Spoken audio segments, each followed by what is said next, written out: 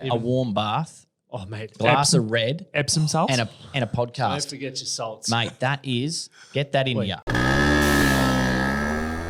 Yeah. What point was there a point when you were, going through all this shit where you're, sleeping on train station floors and stuff like that? Was there a point where you got to and you're like, holy fuck, I'm here? Yeah, there was. And I'll 2013, I'm pretty sure it was 2013. I have to check, but I played Brisbane International, and I was playing against Andy Murray on centre court there, and I took it to him, and Andy was number 2 in the world at the time. Thank God. Yeah, Buddy Murray. I didn't win, but I took it to him. Good. He was number 2 in the world at the time, and I lost in 3 really tight sets, and there's probably a little chance I got whitewashed in the first, but came back and I thought to myself, geez, I'm actually playing some pretty good tennis right now. This is a culmination of a lot of years of hard work, and here it is. That year, I started off pretty well, got a bit of momentum from that match, and won a challenger, which is just the one underneath the ATP Tour events. And I reckon I was in Munich, and so that's just a few weeks before French Open, and I was 130 in the world. And the year before, I'd played all club tennis the next 4 months, so I had no points to defend, and I wasn't going to play that. And in your head, as a tennis player, you want to get to top 100. That's a significant milestone, because you're top 100, you're going to get into all the main draws of Grand Slams, which is where there's money at, and it's a nice round number.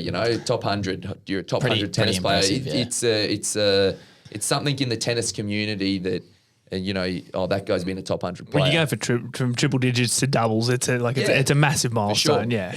Yeah. You talk about you were talking about the juicing the lemon before, and I'm just like Bo Robinson. Yeah, Bo Robinson is like, not about how big your lemon is, not about how much juice you get out of your lemon, but as long as there's nothing left in that lemon at the end of the day, that's all it's about. And and that's the thing. So I was going well. I was in Munich, and I was thinking to myself, this is it. TA had just announced that I was going to get the wild card into the French Open. So because Tennis Australia has a Grand Slam, the Australian Open, they do a wildcard swap. So they have 8 wildcards total.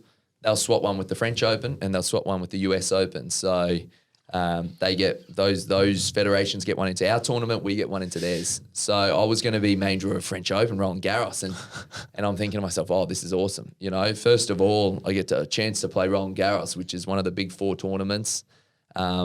Second of all, it's about 30,000 euros I'm going to get here, which is, a really nice injection. Just for turning up.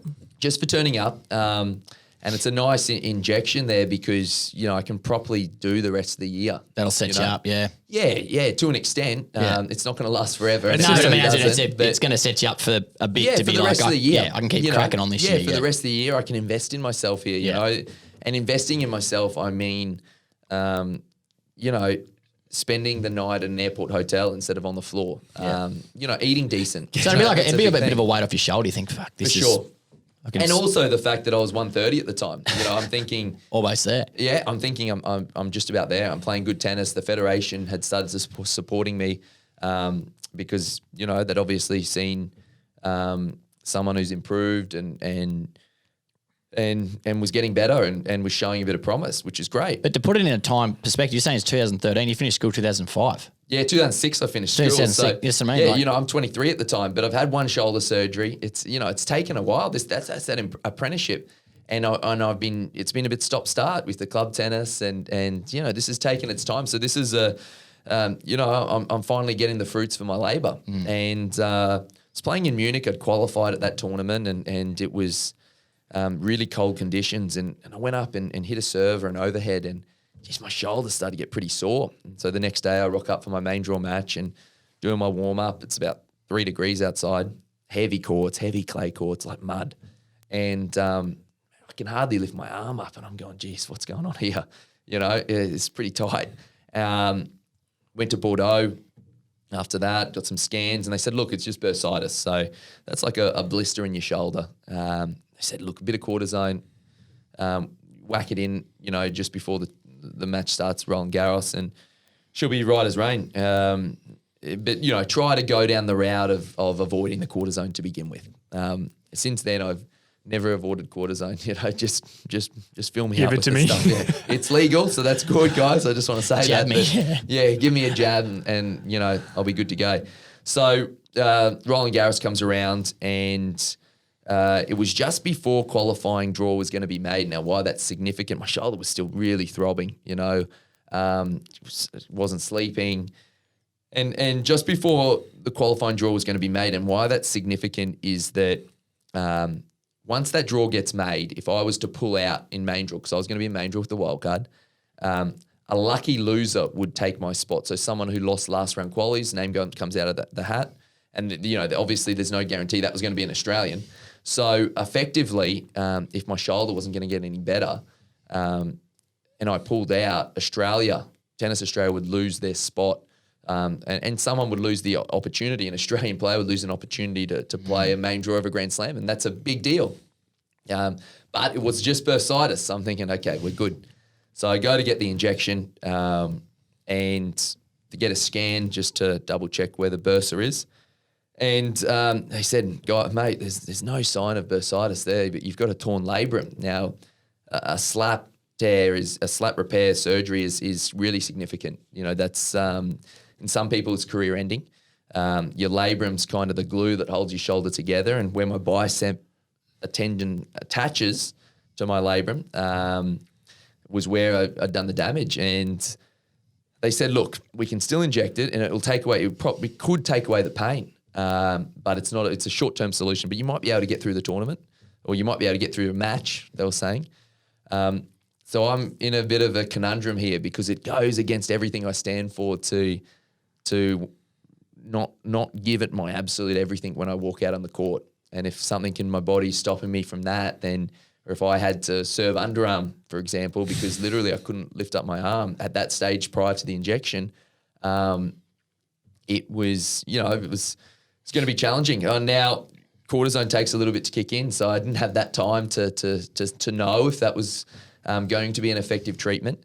And then I had to make the decision, do I rescind the wild card and give up my dream of playing the Grand Slam, give up that money, or do I give it a crack, Do I put myself first and kind of give it a bit of a crack and give it a go?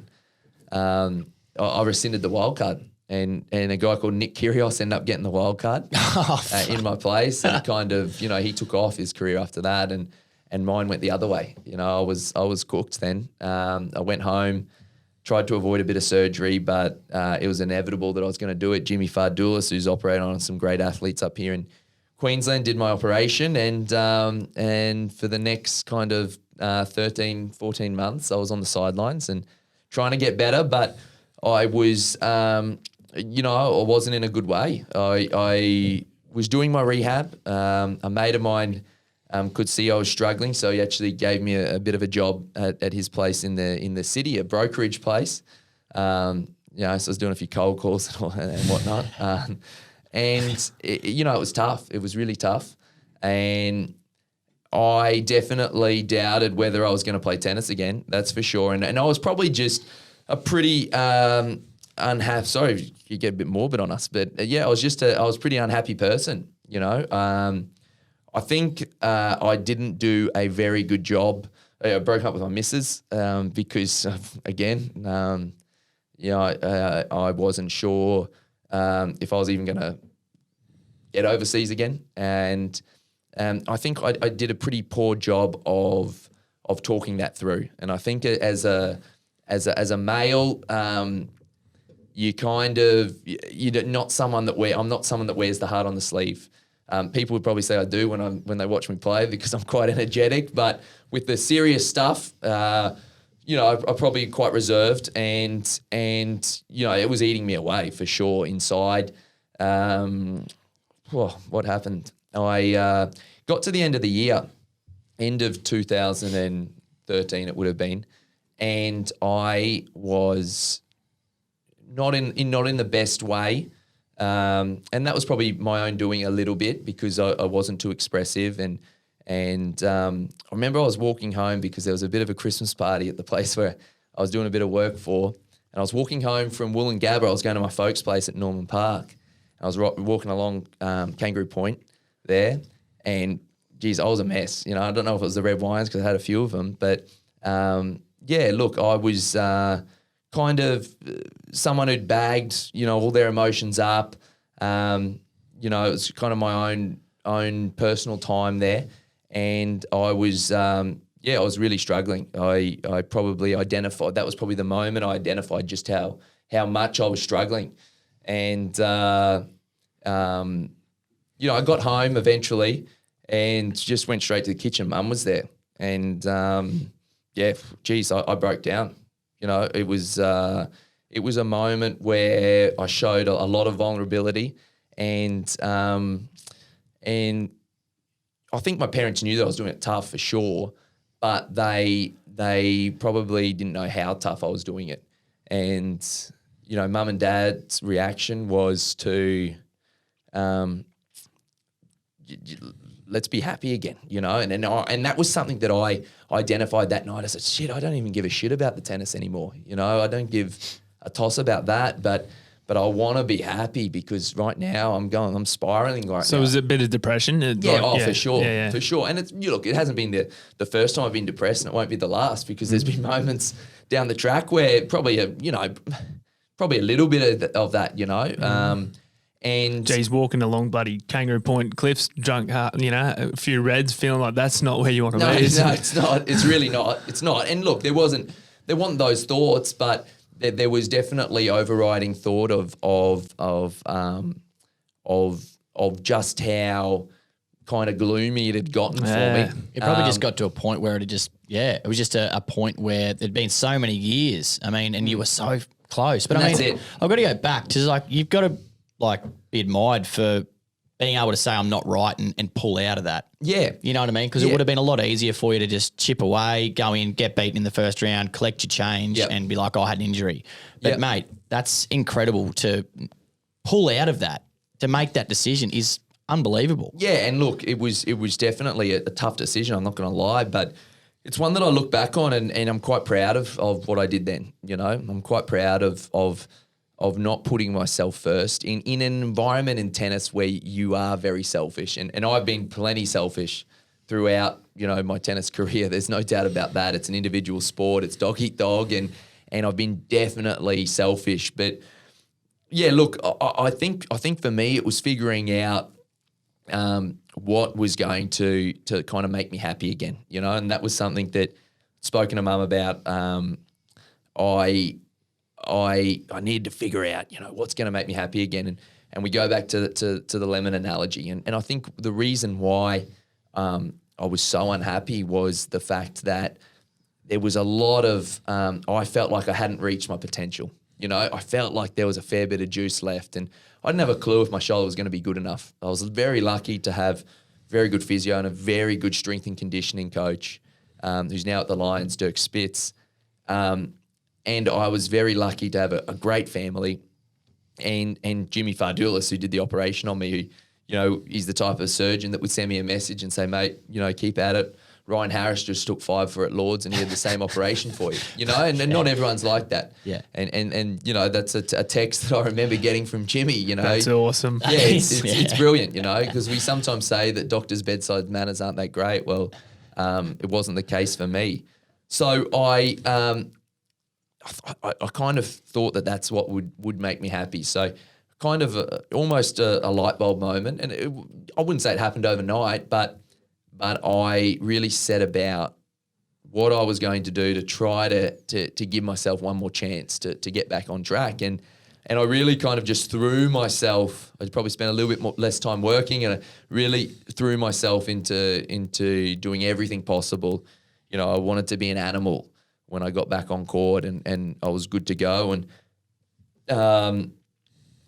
from then, probably that trajectory kind of flipped on its head a little bit, and I started to rebound and to get back on track. And it's amazing that shift, what that brought about, and the fortunes that happened then. And I managed to. It took a while. It took a good 8 months after that moment. So that's 13 months total to get back to a point where I thought, okay, I am back now, and I can, I'm starting to play some good tennis again, and the shoulder, I'm a lot more confident with it. And there was one last kind of defining trip for me that kind of sealed the deal for me, and I was heading away to play 3 challenges in America, in California, and I had $6,000 in the bank account. That was it. I had $6,000 in the bank account. Very lucky that there was an Australian coach and a very good friend of mine, Dave Moore, who helped me out over there.